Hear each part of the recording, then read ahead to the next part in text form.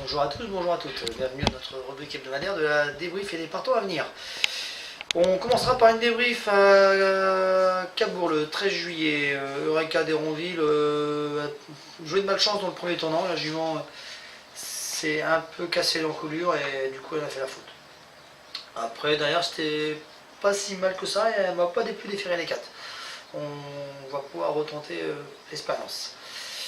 Le même jour, Fakir de la Crière a manqué d'un vrai parcours. Le cheval n'avait pas sa ferrure habituelle. Il a besoin de courir et à revoir prochainement. Le samedi, Deauville-Clairefontaine, nous avions plusieurs partants. On va commencer par Féline de la Faille, 8ème. La jument court mieux que son classement l'indique. Elle m'a vraiment bien plu, traçant une très bonne ligne droite. Jument qui reste délicate mais avec des gros moyens et un gros potentiel. Dans la même course, Ladybug, nous avions Electra Twin 7ème. La jument court bien. Gabi Guelormini a mené toute la course. La jument a trouvé le temps un petit peu long, les 2900 mètres sur la ligne droite de Clairefontaine. Elle a manqué un petit peu pour finir. Dans la même course, je débutais pour l'écurie Eclipse Molly. La jument court mieux que son classement l'indique, distancée, mais derrière c'était très bien.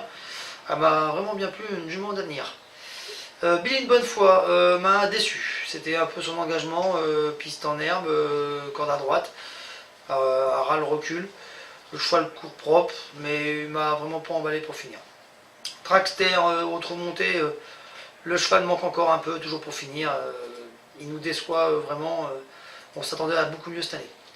Fantasia du dollar, pas la jument qu'on a à l'entraînement. Elle était très nerveuse, elle a joué de malchance en faisant plusieurs fautes. À revoir. Et Elliot de Mélodie, la bonne note de la journée, qui gagne avec David Thomas à Gontaville. Je suis très content pour un de ses nouveaux associés, qui c'est son premier cheval de course, Monsieur Leclerc. On lui souhaite un grand bravo. Le dimanche, nous faisons le déplacement pour commencer à Gontaville, au Mont-Saint-Michel.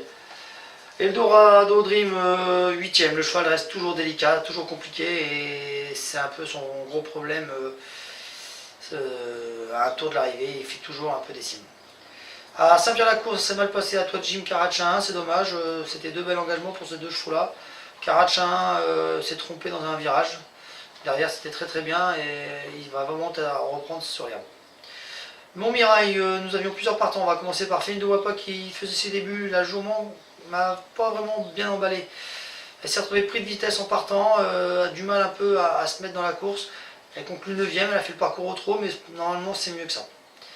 Aventure Magique court mieux que son classement l'indique, 8ème. La jument m'a vraiment bien plu. Elle n'a pas pu bien s'enclencher dans la ligne d'en face, sinon on aurait pu être 4-5ème, mais vraiment une aventure magique que j'ai trouvé combatif et très bien à l'attelage.